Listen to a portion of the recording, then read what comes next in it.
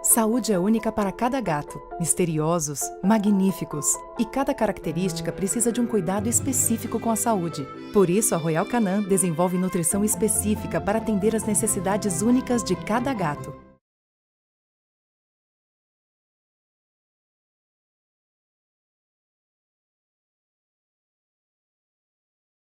Olá pessoal, meu nome é Maria Carolina Farapapalardo. Hoje a gente vai falar um pouquinho sobre vias biliares. Eu sou responsável pelo setor de gastroenterologia do Pet Care e a gente vai discutir um pouquinho hoje sobre tratamentos clínicos das alterações nas vias biliares, as vias biliares extrahepáticas, né? Então, quando a gente pensa em bile, a primeira coisa nas vias biliares, a primeira coisa que a gente tem em mente é a bilirrubina, né? E muitas vezes o paciente ele chega ictérico e aí você tem a difícil tarefa de conseguir descobrir se esse problema ele é hepático, se é um problema das vias biliares, ou se é um problema, por exemplo, hematológico, se ele tem uma hemólise, por exemplo. Então aqui a gente tem 3 exemplos de causas de aumento de bilirrubina. Então a hiperbilirrubinemia pré-hepática, que é essa sim, que está relacionada à destruição de hemácias, a hemólise, que não vem ao caso aqui. E existem as duas que vêm de origem hepática. A intrahepática, que é quando você tem um problema dentro do fígado, no parênquima hepático, nas hepatites em geral, nas hepatopatias, onde você tem uma inflamação muito grande do fígado e uma alteração dos hepatócitos, e aí como consequência, uma colestase intrahepática. E existe a colestase extrahepática, que a gente chama de pós-hepática, que é o mais importante para a gente hoje. São as alterações das vias biliares maiores, ou da vesícula biliar, que quando obstrui, você tem o quê? Um aumento das bilirrubinas. Então, pensando nas alterações hepáticas, quando você tem uma obstrução biliar, uma obstrução das vias biliares, você pode ter uma obstrução intrahepática, como eu falei, e a extrahepática. E nessas alterações, por que é que quando você tem um paciente com alterações nas vias biliares, você tem algumas alterações importantes nos exames de sangue? Uma das alterações que a gente tem é aumento do quê? Da fosfatase alcalina. A fosfatase alcalina é uma enzima hepática que está bastante relacionada a obstruções, a colestase em geral.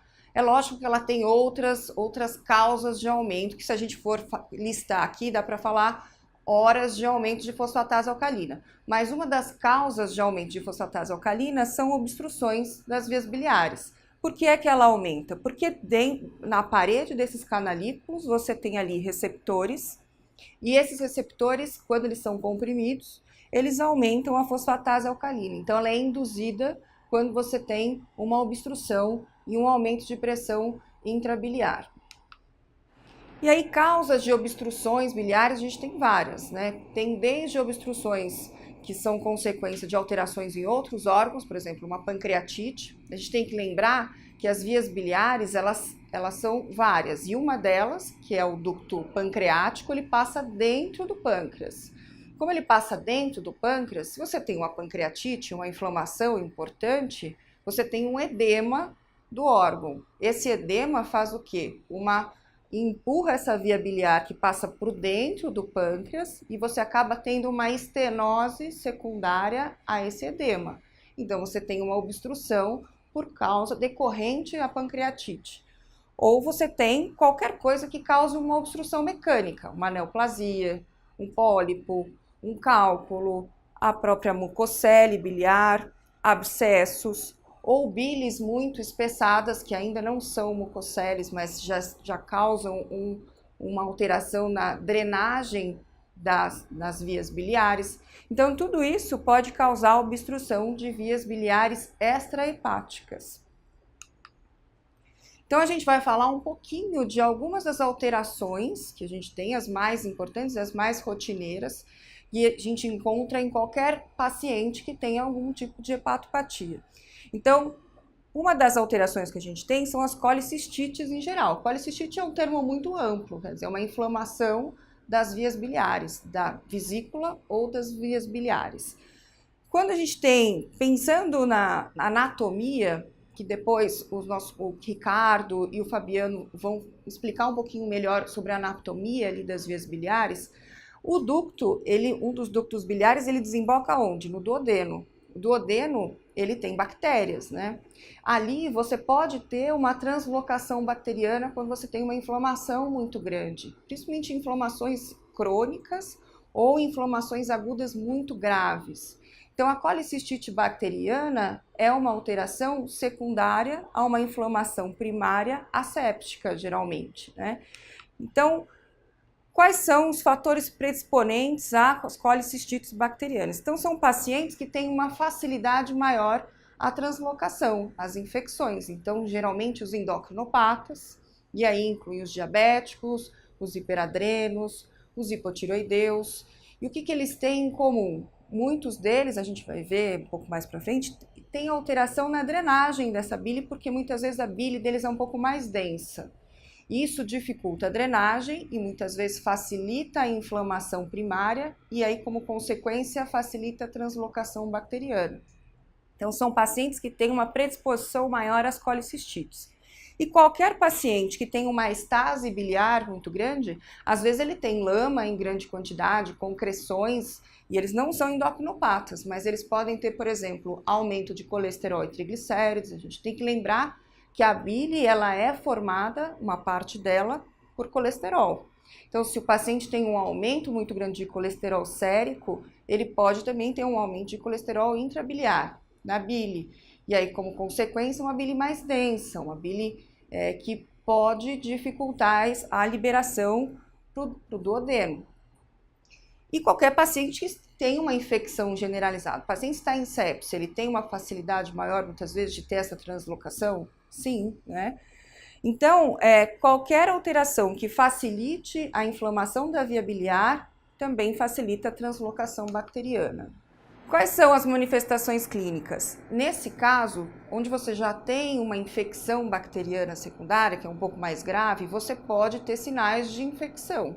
Então, você pode ter febre, pode ter alteração muitas vezes no hemograma, pode ter anorexia, dor abdominal, principalmente quando você tem peritonites associadas, ou ele pode ter uma inflamação, por exemplo, no duodeno. Então, ele tem uma enterite primária, como consequência, uma inflamação das vias biliares e aí a translocação bacteriana.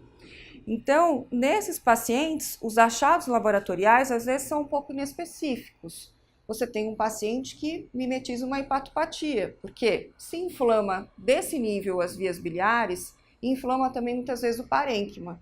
Consequentemente, você não tem só aumento da fosfatase alcalina, você tem aumento também da TGP, porque você acaba tendo um comprometimento do parênquima hepático também. Pode, então, ter a leucocitose ou não, e tem o quê? Aumento de bilirrubina. Então, todo o processo de vias biliares mais grave acaba aumentando a bilirrubina. E sempre, quando você pensa em vias biliares, qual é o exame que te ajuda bastante a exatamente diferenciar se eu tenho um problema extrahepático ou se eu tenho um problema intrahepático? Ultrassom.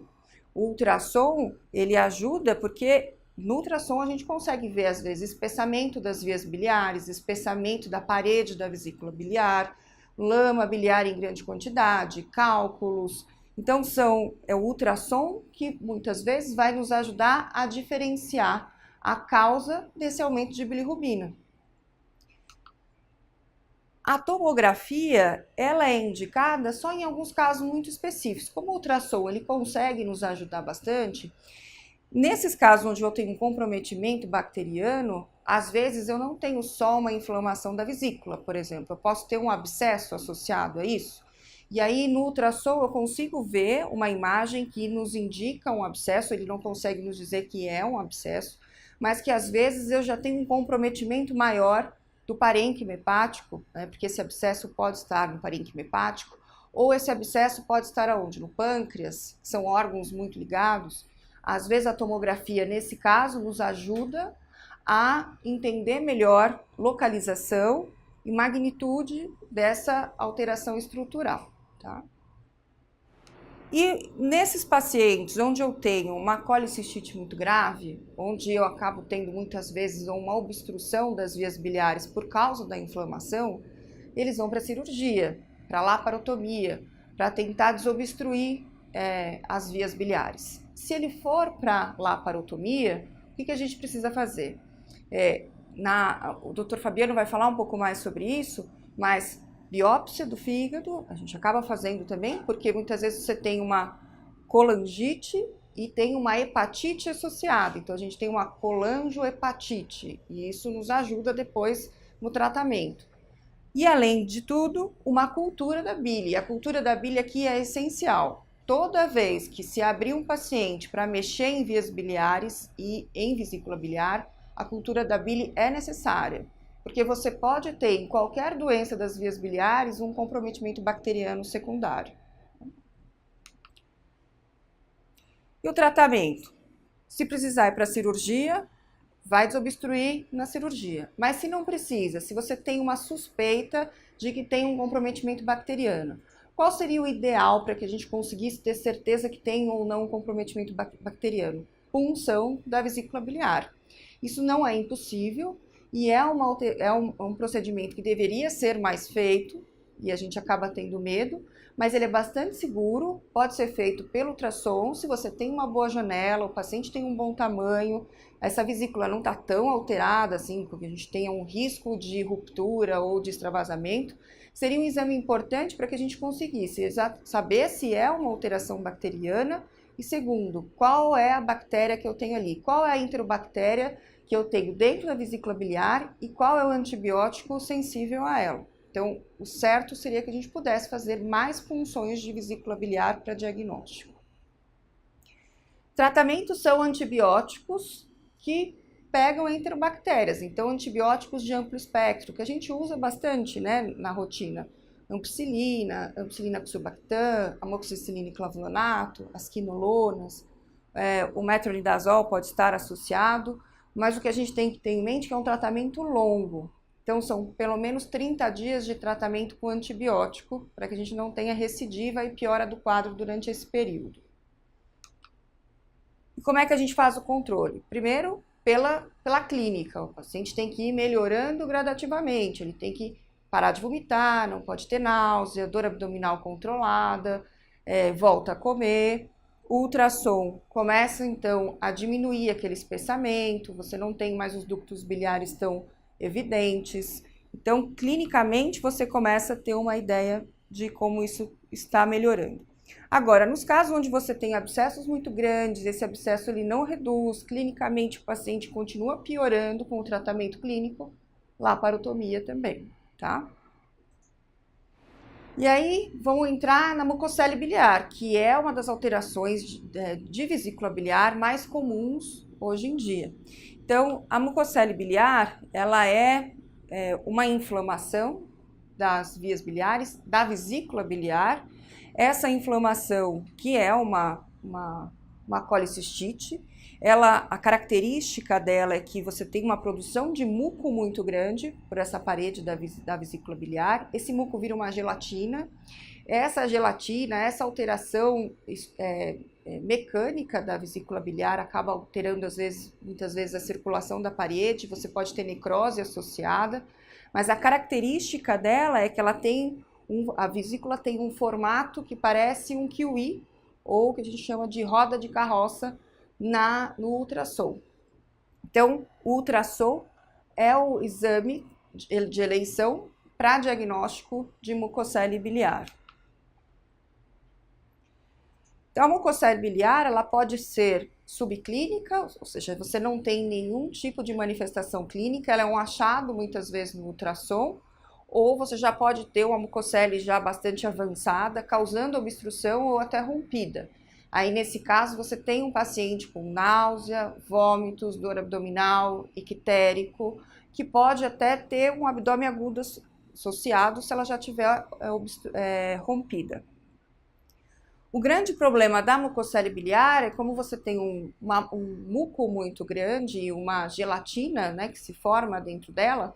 Quando você tem uma ruptura da vesícula biliar, muitas vezes você não tem aquele derramamento de bile que você tem numa vesícula biliar, onde a bile é líquida.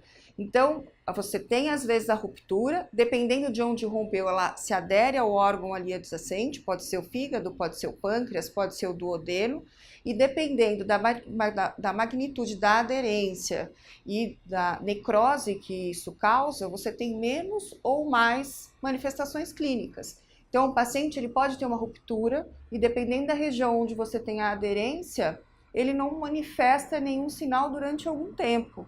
E quando você abre, já tem necrose e aderência que às vezes você não consegue resolver. Então, a gente tem alguns trabalhos hoje tentando entender qual é a origem dessa mucocele. Por que é que hoje em dia a gente tem tanta mucocele? Nos anos 90, início dos anos 90, nos 80, não existia mucocele, não existia diagnóstico e não existia, na verdade, nenhum caso relatado. A partir do meio dos anos 90, começaram a se aparecer muitos casos de mucocele. Então, por que é que ela, hoje em dia, é tão comum? O que mudou na rotina dos cães? Isso a gente está falando dos cães, porque gatos não tem, né? Muito raro.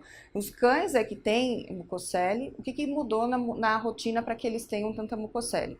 Então, esse é um trabalho que a gente fez. Na verdade, é um trabalho que pegou vários veterinários do mundo e que tinha uma casuística muito grande, e aqui no Brasil, eu e a Andressa Conte, a gente mandou alguns casos para eles, para tentar entender o que tinha de comum no paciente com mucocele daqui do Brasil e daquele lá da Rússia. O que eles tinham de comum e o que a gente fazia de diferente, o que cada país, o que cada veterinário faz. E no final, o que se chegou em conclusão e que a gente vê em outros trabalhos é que grande parte dos pacientes são endocrinopatas. Dentre as endocrinopatias, o hiperadrenocorticismo é o que mais predispõe à mucocele.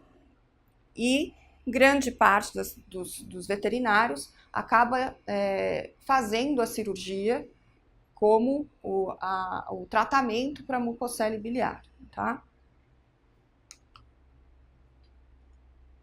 Então, a predisposição, a gente já sabe que o paciente com hiperadrenocorticismo é o mais predisposto, e pacientes obesos também têm uma predisposição maior.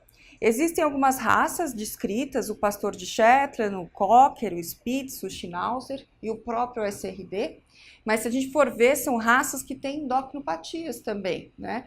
Então, as raças mais descritas acabam tendo relação com o hiperadreno ou com o hipotiroidismo, e por isso elas são mais comuns, né?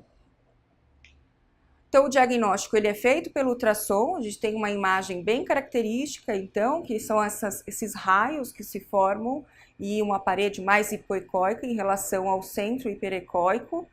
Muitas vezes, então, é um achado, grande parte das vezes é um achado, e se você tem já líquido livre, você tem sinais de inflamação, então peritonite, ou duodenites associadas, própria pancreatite, isso pode ser um sinal de ruptura.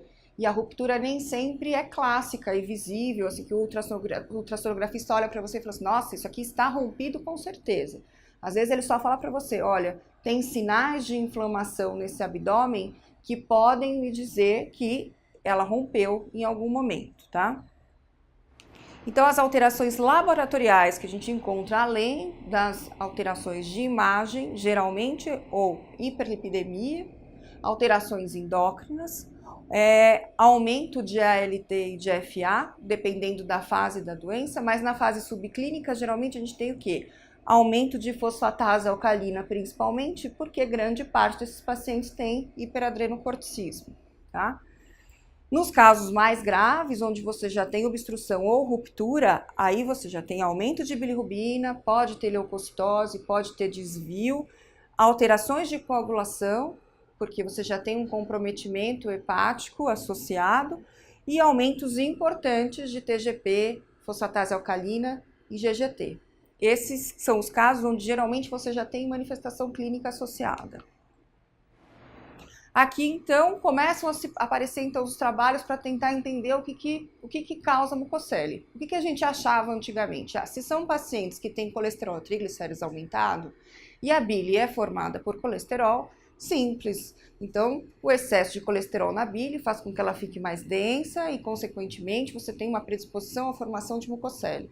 Só que aí os trabalhos começaram a mostrar que não era bem assim, né? Então, o que a gente tem hoje de trabalho não fecha o que causa mucocele, mas existe uma grande possibilidade de você ter uma alteração na composição dos ácidos biliares.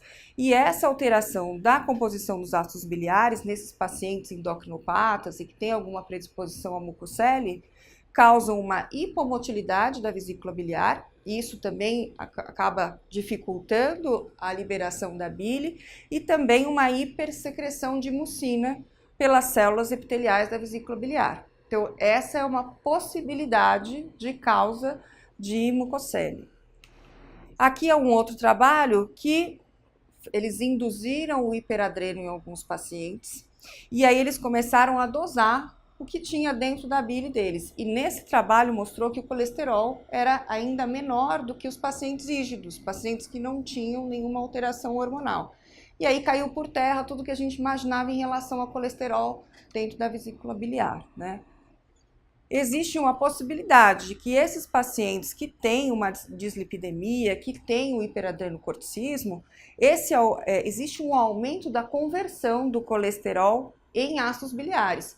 Isso justificaria, por exemplo, o fato do colesterol dentro da bile estar diminuído, e aumento desse desequilíbrio desses ácidos biliares, que causaria o quê? Uma alteração na liberação de muco pela parede da vesícula biliar. Então pode ser, isso é tudo assim, a gente está imaginando o que pode acontecer nesses pacientes que têm mucocele. Além disso, eles começaram a tentar entender o que é que está aumentado nos pacientes endocrinopatas ou obesos. Uma outra alteração é o aumento da leptina. A leptina, ela está relacionada a quê? A gordura. Pacientes gordos geralmente têm o quê? Leptina aumentada. Então, justificaria o paciente obeso, que muitas vezes é endocrinopata e que muitas vezes tem hiperadreno, tendo a mucocele, e o paciente mais magrinho às vezes não tem. Quais são os fatores de prognóstico? Então, todos os trabalhos mostram o seguinte, que geralmente pacientes que têm aumento de bilirrubina, às vezes não têm manifestações tão importantes, mas se você dosa a bilirrubina de um paciente com mucocele e essa bilirrubina está já um pouquinho aumentada, isso é um prognóstico ruim em relação àquele que tem uma mucocele com uma bilirrubina normal. Idade é um fator, lógico, né? Porque aí você tem outras comorbidades associadas. E quando você tem outras comorbidades mesmo. O paciente que tem hiperadreno, geralmente ele pode ter diabetes associada, ele pode ter uma insuficiência cardíaca associada, ele pode ser renal. Então, tem várias coisas que podem piorar o prognóstico do paciente com mucocele biliar. E aí, o tratamento qual é? O tratamento cirúrgico, ele é o preconizado. É o que os trabalhos mostram que os pacientes têm mais sobrevida quando é feita a cirurgia antes dela romper. Então, quando o paciente ainda está bem, quando é um achado no ultrassom e ela já está formada, é nesse momento que a gente tem que retirar a vesícula biliar. Agora, quando o tutor não quer, eu não quero fazer isso, é muito comum. Às vezes eles não aceitam a cirurgia exatamente porque o paciente está bem. Meu cachorro está super bem, você fez um ultrassom, achou uma alteração que a gente nem estava procurando e agora você quer fazer uma cirurgia para tirar essa vesícula? Muitos não aceitam. Então, a gente acaba tendo que fazer o tratamento clínico. O tratamento clínico, qual é? Primeiro, a gente vai ter que, se não é um paciente que já tem um diagnóstico de hiperadreno ou que tem um diagnóstico de endocrinopatia e ele tem características e tem exames que indiquem isso, a gente primeiro tem que achar ali uma causa primária para essa mucocele. Então, a gente acaba tratando o paciente e grande parte das vezes a mucocele não se resolve por causa disso, porque grande parte dos pacientes com mucocele já formada já estão sendo tratados para o hiperadrenocorticismo. Segundo, a gente tenta diminuir colesterol e triglicérides, muitos deles têm aumento de colesterol e triglicérides. E mudamos a alimentação para uma alimentação com menos caloria, mais fibras, né? Então, o tratamento se baseia mais ou menos no que o tratamento que a gente faz numa hepatopatia vacuolar, por exemplo, tá?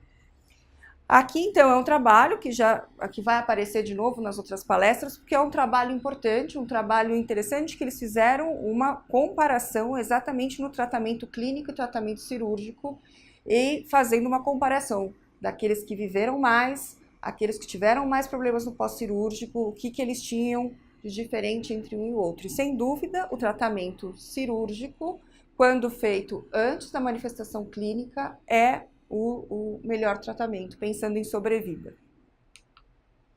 Então, aqui, por exemplo, a imagem de uma mucocele com provável ruptura.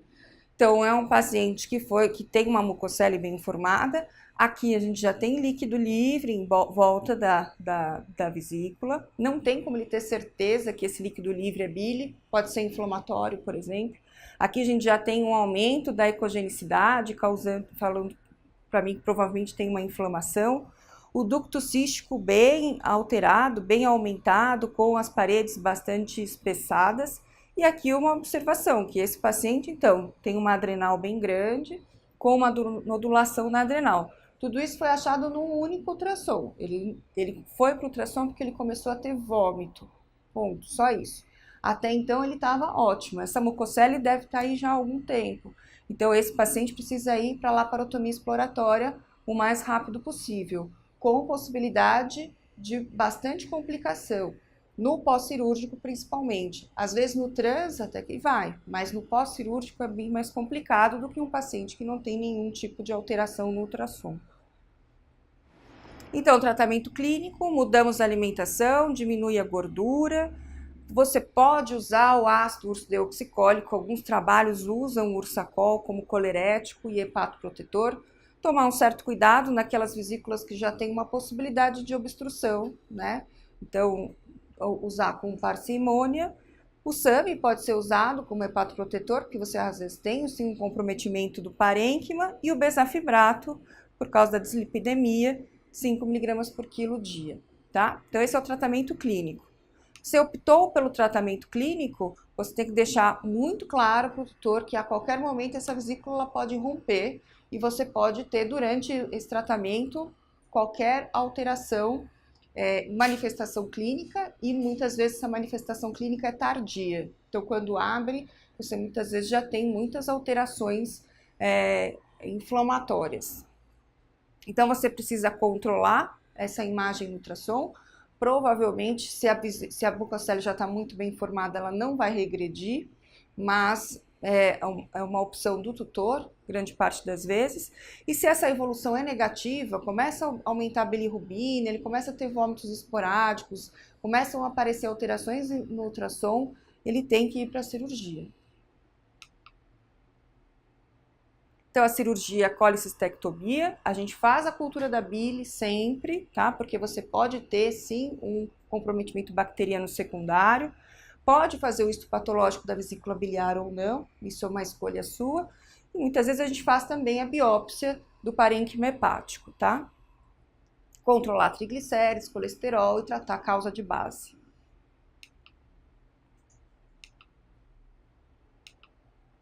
Aqui é uma mucocele com bastante necrose de parede, com um conteúdo bastante denso, então realmente um tratamento clínico aqui provavelmente não surtiria efeito, né? E encerrando a mucocele, a gente entra num outro assunto que são as colilitíases ou coledocolitíases, que são as litíases nas vias biliares extrahepáticas ou na vesícula biliar. Sempre a presença de um cálculo é um pouco controverso do que se fazer quando você tem esse cálculo ou não, e muitas vezes nem a gente sabe realmente o momento de falar, vamos tirar esse cálculo, vamos tirar essa vesícula, né? As causas geralmente de cálculos estão relacionadas à estase biliar, então muitos desses pacientes endocrinopatas também têm cálculos, né? Ou a infecções crônicas, algumas infecções podem ser crônicas e predispor à formação de cálculos, ou alterações em geral na composição da bile, né? Esses cálculos eles podem ser por colesterol, bilirrubina, cálcio, magnésio, oxalatos, muitos deles são por colesterol, então pacientes com aumento de colesterol muitas vezes têm cálculos ou concreções até em vias na vesícula biliar. e geralmente são assintomáticos. Então, se você encontra um cálculo na vesícula biliar, se ele é muito grande, a chance dele embocar ali no ducto biliar e causar uma obstrução é muito pequena. Às vezes, ele pode causar uma inflamação crônica da vesícula biliar, não é tão comum, mas pode acontecer. Então, aí você vê no ultrassom o espessamento da parede da vesícula biliar, ou o paciente tem vômitos crônicos, dor em algum momento. Então, nesse caso, você pode pensar em mexer ali naquele cálculo. Mas grande parte das vezes é assintomático e você vai acompanhar com exames de ultrassom. Agora, quando você já tem uma obstrução, então ele chegou ictérico, com dor abdominal, e você faz ultrassom e tem um cálculo no ducto, aí sim é um tratamento cirúrgico, e aí não tem muita dúvida, né? Porque ele já tem obstrução das vias biliares. Nesse caso, você já vai ter aumento de bilirrubina, aumento das enzimas hepáticas e às vezes alterações em hemograma também. Então, o ultrassom é de novo o exame que a gente usa para conseguir saber se existe ou não uma obstrução de vias biliares secundária à presença do cálculo, né? Então, você tem espessamento das vias biliares, da vesícula biliar, aumento do lúmen dos ductos e os ductos ficam mais evidentes, né? Então, nesse caso, o tratamento é cirúrgico também, dependendo da região onde você tem o cálculo obstruindo, você pode ter uma técnica cirúrgica ou outra, você vai retirar ou não a vesícula biliar, aí depende do local onde você tem a obstrução, né? Que também vai ser falado mais para frente. Cultura de bile sempre, e vai ser conservativo quando você não tem nenhuma sintomatologia, não tem nenhuma manifestação clínica e esse cálculo não está causando nenhum problema nas vias biliares e na vesícula biliar também. Aqui é um estudo que eu achei interessante, porque muitas vezes esses cálculos, essas concreções estão associadas aqui à bendita da lama biliar, né? Porque a lama biliar, ela pode ser fisiológica. Tem paciente que tem um pouco de lama e isso não é um problema. O problema é quando ela se torna grande quantidade, muito densa. Então, muitos clínicos acabam fazendo controle, né, de lama biliar, controle ultrassonográfico, e esse trabalho mostra que nem sempre esse controle é tão importante. Assim. As pessoas começam a usar Orsacol para tentar diminuir uma lama que muitas vezes não está causando nenhum problema. Então, lógico, se é um paciente que tem aumento de colesterol e triglicérides, que tem outras alterações que justifiquem um tratamento, o uso, a troca de alimentação, o uso de bezafibrato, ok. Mas alguns têm uma lama que não causa nenhum problema. Então, aqui esse trabalho mostrou exatamente isso, que grande parte desses pacientes com lama, mesmo fazendo um tratamento clínico, isso não se resolve. Os que se resolveram foram 2% dos casos, bem pouco. Grande parte deles ou aumentam ou ficam iguais, mas não melhoram, né? Então a gente tem que ter uma noção de que nem sempre a gente precisa fazer tanto ultrassom para controle de lama biliar, principalmente quando é em pequena quantidade e não está causando nenhuma manifestação clínica. Saindo dos cães, a gente tem que falar um pouquinho de felinos, porque os felinos têm bastante colangite, né? Colicistites. Então, a gente tem os complexos, colangite, colangiopatite dos felinos, né? Quais são as colangites mais importantes? Então, a gente tem a neutrofílica, que é uma colangite aguda, que tem uma infecção bacteriana associada, por isso ela é aguda, né? Então, não existe uma predisposição racial, etária, sexual.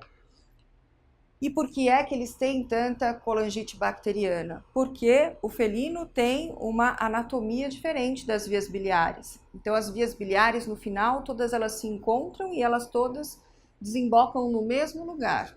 Então, a facilidade que se tem de uma translocação bacteriana do duodeno nessas vias biliares é muito maior do que no cão, né? Porque no cão você não tem não desemboca tudo no mesmo lugar, né? Então, aqui você tem uma contiguidade de ducto biliar e ducto pancreático, né?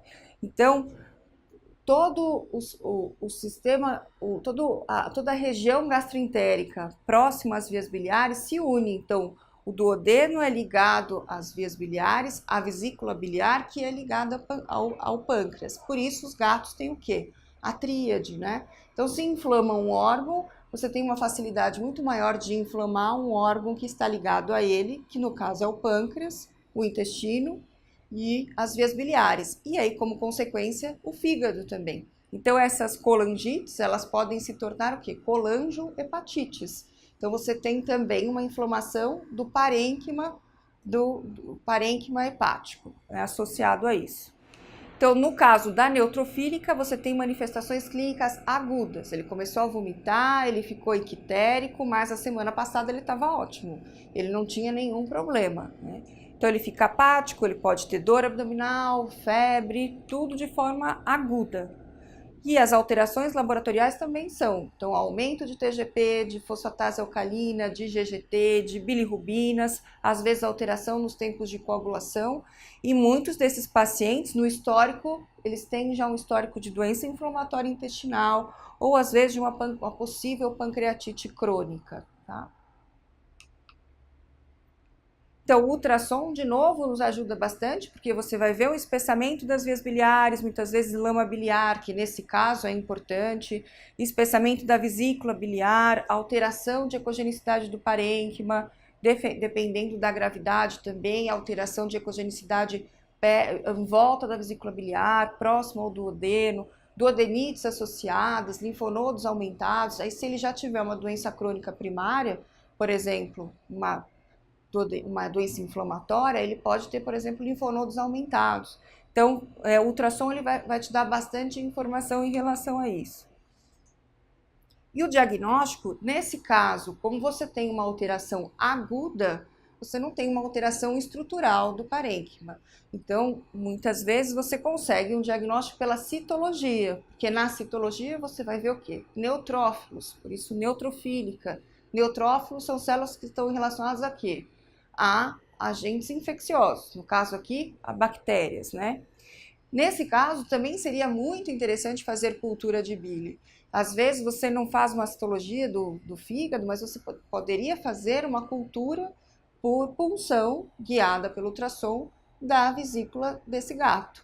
Isso ajuda bastante, sim, porque você fecha um diagnóstico de colangite neutrofílica, consegue ver as bactérias, e, sem dúvida, o seu tratamento vai ser mais assertivo, né?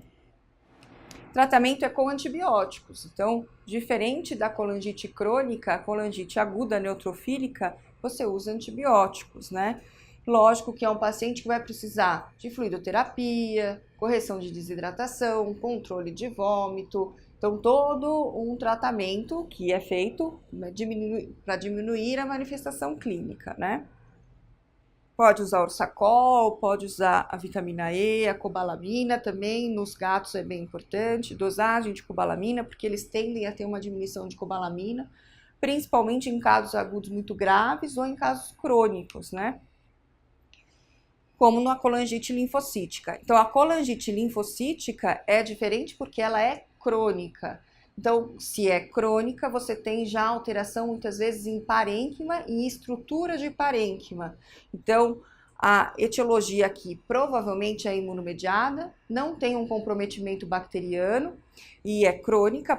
A progressão dela, sim, dependendo do caso, pode progredir para uma neutrofílica, porque se está inflamado cronicamente e você tem todos os órgãos ali ligados e uma facilidade de translocação, você pode ter uma translocação bacteriana secundária. E aí o que era linfocítico agora também é neutrofílico. Mas a diferença do caso do gato que tem uma colangite linfocítica, ele tem manifestações crônicas. Então ele tem emagrecimento, ele tem vômitos esporádicos, ele é hiporético, em alguns momentos ele come, em outros não. E isso pode durar meses? Pode. Então, é uma alteração crônica que pode sim agudizar com um comprometimento neutrofílico, mas é lento, gradual e isso vai piorando gradativamente, até a hora que você já tem um comprometimento muito grande da estrutura do fígado, onde você já pode ter uma insuficiência associada. Então, os achados laboratoriais são parecidos com da colangite neutrofílica, mais crônicos. Então, o paciente que às vezes tem uma bilirrubina um pouquinho aumentada, tem sempre um aumento de TGP, de FA, de GGT principalmente, crônico, às vezes não tão grande, mas sempre um pouco aumentado. Pode ter uma linfopenia, uma anemia por causa do problema crônico, uma anemia não tão importante, mas sempre ali um hematócrito um pouco mais baixo. E a longo prazo, ele começa a ter alterações de função hepática. Então, a albumina começa a cair, pode ter alterações de coagulação, líquido livre, porque é uma alteração crônica, né? Ultrassom de novo aqui, vai ser um método de diagnóstico importante. E aí, esses dutos geralmente são espessados, eles são mais visíveis de forma crônica. Às vezes, durante meses, a gente vê lá um ducto mais visível, uma vesícula biliar um pouco mais espessada, que indica uma cronicidade. Aqui, então, o histopatológico, que mostra já um infiltrado importante do quê? De linfócitos e plasmócitos, porque é crônico.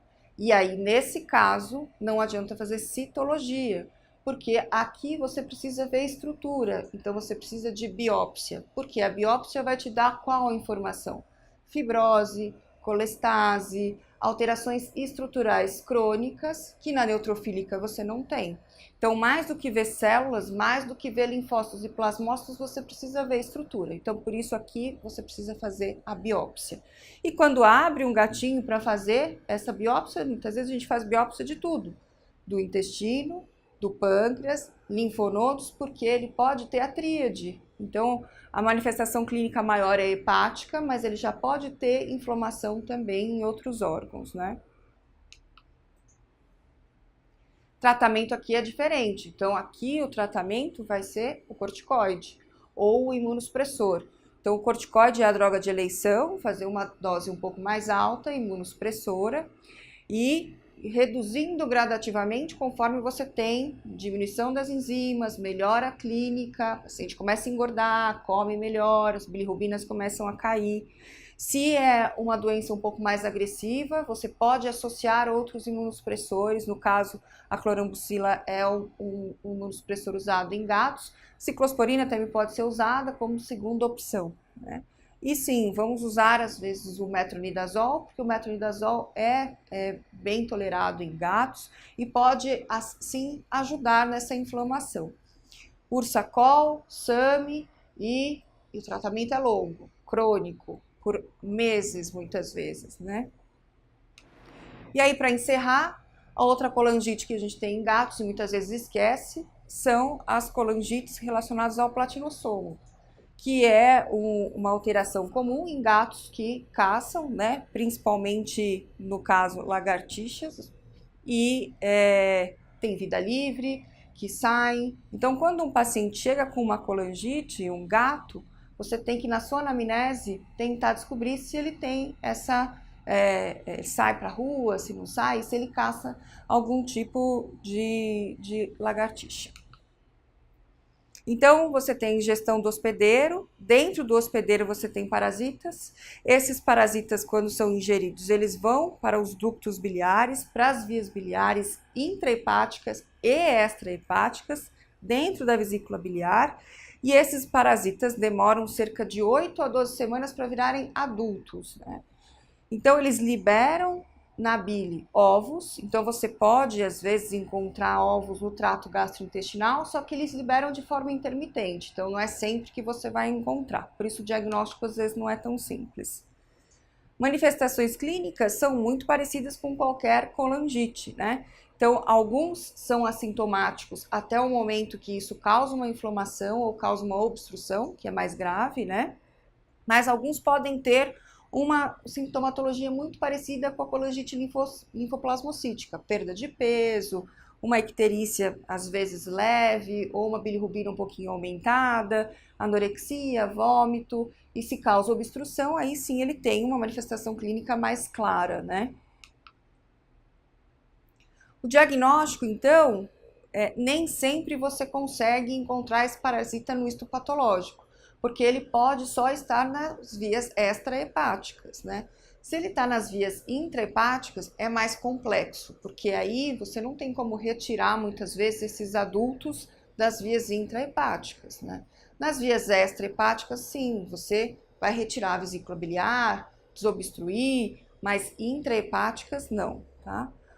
O copo parasitológico pode ajudar, se vocês têm uma liberação esporádica, mas se tiver sorte você vai encontrar no copro, mas você precisa avisar o patologista porque são ovos muito pequenos e eles precisam de uma flutuação que é a formalina éter, então você avisa para que eles façam a flutuação adequada. Se ele já estiver obstruído, aí não adianta fazer o copro, porque imagina, se tem obstrução, esses ovos eles não vão ser liberados no duodeno. Então aí não adianta, vai dar sempre negativo, né? Há uma forma de tentar ver se tem ovos ou parasitas funcionando também a bile. Lá você pode encontrar ovos ou parasitas adultos, né? No ultrassom a gente consegue ver muitas vezes? Consegue, se eles forem bem grandes, adultos, a gente consegue ver as estruturas dentro das vias biliares da vesícula biliar também, né? O tratamento é cirúrgico, se já tem obstrução, ou você pode vermifugar esse gatinho. É um gatinho que eu tenho uma suspeita de que tenham ovos, eu não encontrei ovos em nenhum lugar, eu tenho uma suspeita, ele tem uma colangite, eu tenho uma possibilidade de platinossomo, a gente vai fazer então o vermífugo, tá? Então não esqueçam que é uma das causas de colangite. E se a gente não trata no início, se eles já viram adultos, se é dentro das vias extrahepáticas, ok, vamos tirar. Mas se é dentro das vias intrahepáticas, é mais complicado, né? Então é isso, gente. Encerrando aqui algumas das principais causas que a gente tem de alterações nas vias biliares e vesícula biliar de cães e gatos. Então, qualquer dúvida, eu estou à disposição também. Podem mandar as perguntas. Obrigada.